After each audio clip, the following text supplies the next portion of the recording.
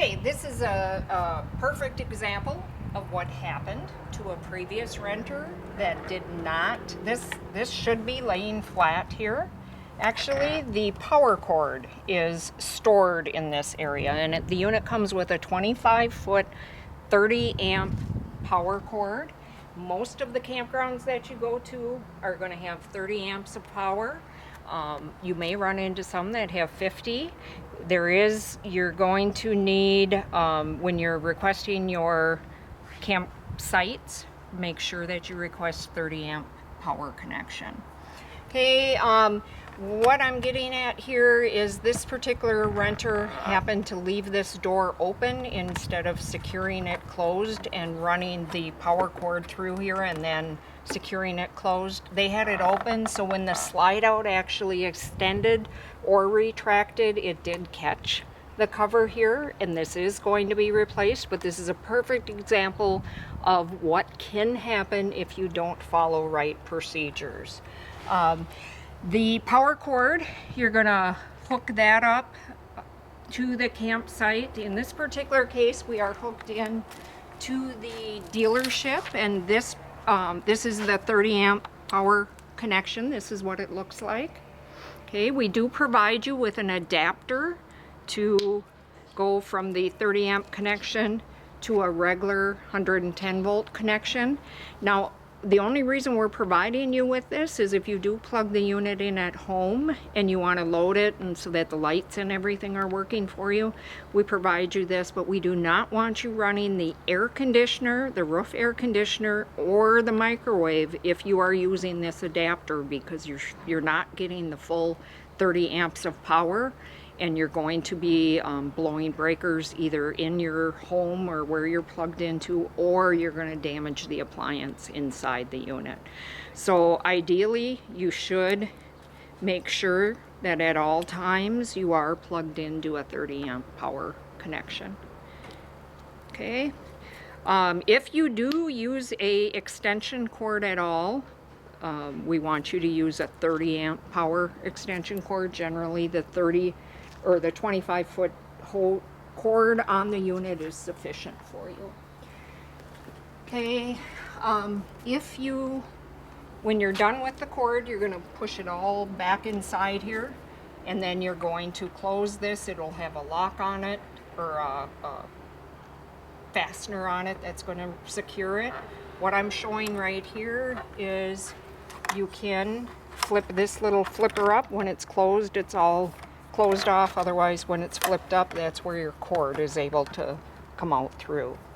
Okay, when you're not using the power cord and you're driving down the road, what we want you to do is to actually have the cord put away. Just stuff it into this area, and the power cord or the connection should be plugged in to this outlet here, and that's what's that if you run your generator, it's actually providing from the generator, it's going to provide power, 110 volt power to the whole coach. So always when you go to put the cord away, always re-plug it into this connection. Okay, we're going to stay on power, so I am going to plug it back in.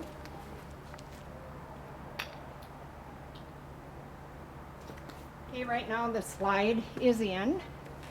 The awning on top will come out with the slide out. When we do bring the slide out, the awning just covers the top side of the slide out.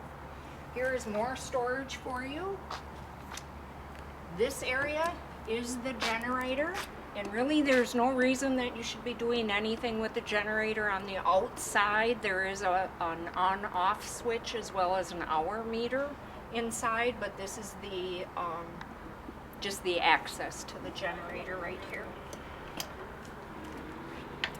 Okay, and the final storage area is under here. Again, there's more storage here. Just keep in mind that if you do have the slide out room out, these two areas are going to be very difficult to get to.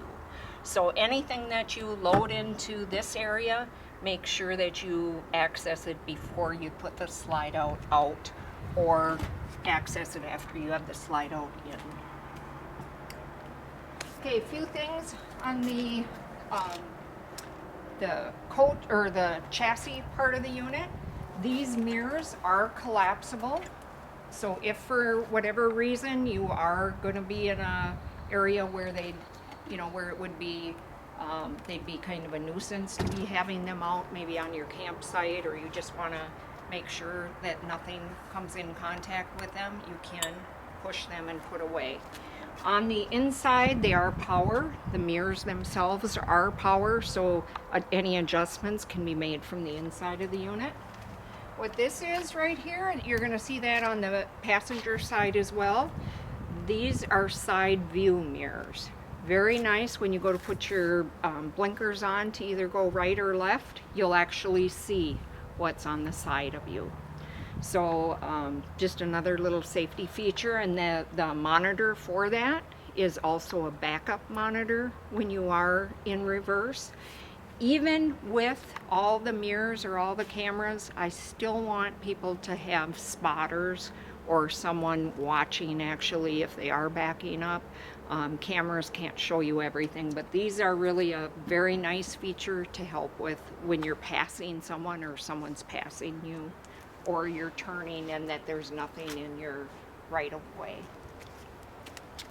Okay, there are lights on the front of the coach. Those are not to be on when you're going down the road. They're more for decoration when you're parked on the campsite. The control for those is at the front step.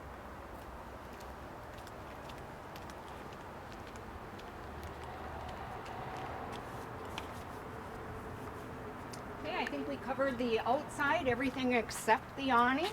So I'm going to take a minute and just show you the awning. I did open the door before, so right now I'm just the door is only gonna open this far, and the reason for that is this awning arm is right on the side. The door there is no hook or latch to hook it back or anything. It is spring-loaded here. Okay, on the inside, it does have a power awning, meaning it's strictly handled with a button right here. Let me just show you. There's a lot of controls here, but right here is the in and the out. Right now, of course, the awning is in, but if we wanted to put it out, we're just going to press that button down. Now, one thing to make sure is you want to make sure there aren't any trees, there isn't anything obstructing letting that awning go freely out into place. Very, very nice. Nice long awning. It gives you lots of protection from the sun. One of the things that I'm showing you right here is at this point, it is out all the way. Once you see this flap and it is perpendicular or vertical here, stop. Don't continue trying to extend the awning. You will overextend it. Now at this point, it does have arms on it here that if you wanted to tilt a little area here, you can put a little pressure on it and tighten the arm. Okay. One of the things that I want to caution you on is if it is raining out, or if you aren't going to be near the motorhome for a length of time, put the awning away. The awning is a very, very expensive accessory, and it is not covered by insurance. So if there is any damage to the awning, that is $1,000 right off the bat. So use caution. We want you to use the awning, but we also want you to put it away when it's not in use. And if it would start raining heavy, you can be out here in the rain. It does have a dump feature. It'll automatically dump the water based on puddling, but we'd still really like you to put it away. Just use caution when you're using it. Again, just to put the awning away, I'm just coming to this button and I'm pressing the in, and it's retracting. And again, I can stop at any time, like if I only want it out this far. or if there is a reason that I need to stop, I can stop along the way. You're going to see that in the middle there, it's going to cradle right up into that center support there, and it'll stop on its own. Okay, but this is what it should look like, exactly like this before you travel. Make sure that everything is all secured and that before you set out to travel. With the screen door here, okay, the screen automatically hooks to the door. There's a little flipper right here that you use to disconnect the screen door from the main door, and then you just use this slider plate. It is plastic. It's an RV style slider plate, so you just kind of have to use this to be able to move and open and close the door. Okay. Looking on the inside here are the two locks that we talked about earlier.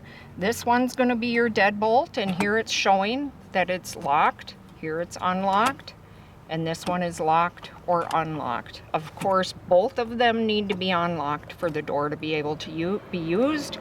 Before you start travel, I always recommend the last person in the motorhome locks both of the latches so that the door will be more secure during travel.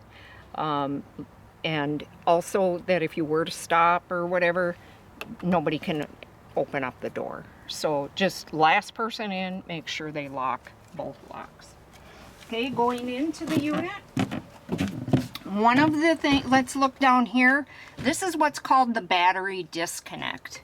Okay, and you should always, this knob should always be in the on position. Okay, when it is in the on position, what that means is it's actually charging. The motorhome has two batteries. It's got an engine battery and it's got a house battery. If this is always in the on position, it's always charging the house battery if you are plugged in, if you're running the generator, or if you're driving down the road. Okay, the porch light is noted right here, and again, if you toggle it up, it's in the on position, down, in, off.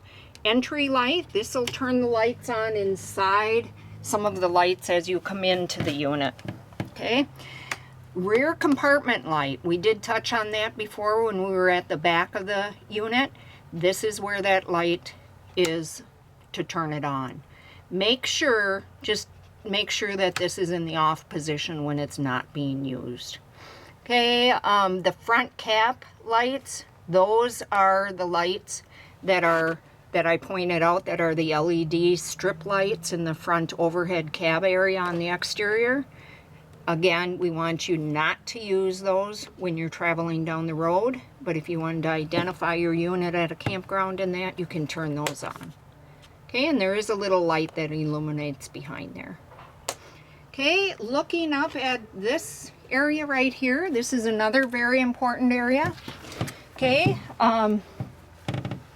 one of the things is this kind of tells you your levels of everything. This is marked LP gas, and this unit, generally LP gas is going to read 2/3 full.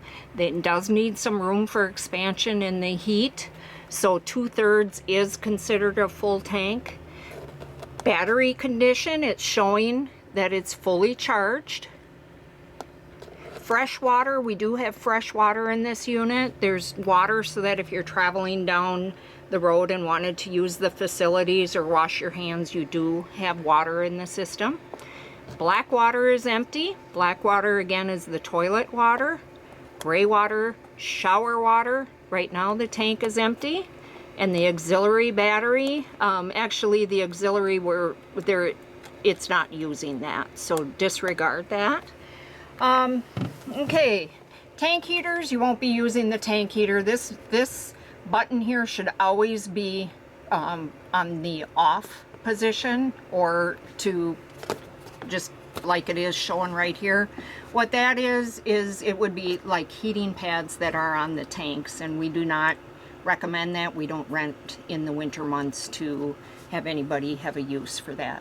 Okay, the hot water heater is right here, if you're hooked up to electric at the site, you would run the hot water heater on electricity. You're paying for electricity, use the electric side of the hot water heater. Okay, it's got one hot water heater, but it's got a heating element, or it's got an electrical element and a gas. This would be if you're using the gas. You're using one or the other, never both. It's one or the other. The water pump. If you were going to, we have water in the tank. If you're going to be using the facilities and want to flush the toilet, you would have to turn the pump on. Always think of the pump as it's the driving force to be able to pump the water to the faucets or to the toilet. Now, if you are hooked up to city water, if you're hooked up to a hose on the outside of the unit, you don't need a pump. Then it's pressurized. So you're only using the pump if you're trying to take the water out of the tanks. Slide room buttons right here, I'll touch on those in just a moment, but over here is the generator, start and stop, and this button down here is to prime the generator. Now the generator, if you were going down the road, okay, remember, if you're going down the road, you're not going to be able to use any of the electric outlets. The TV will not work going down the road. The roof air conditioner will not work going down the road, or the microwave. They need to have the generator running. So in order to use the generator, you would prime the generator, and a light will illuminate. And at that time, once it goes blue, then we are able to start the generator. And by doing that, you're just pushing down the start button, and you can kind of hear, it's going to almost sound like a lawnmower, maybe a little quieter than a lawnmower. But what that's doing is it's actually producing 110 volt power. Okay, this right here is your hour meter for the generator, and we do charge per hour. We have a $4.95 per hour charge for the generator, but it is well worth it if you want to be able to use any of the electric appliances or outlets. Now again, to stop the generator, you're just pressing this button to the stop position and hold it down until it stops. Okay. Okay, I need to take just a little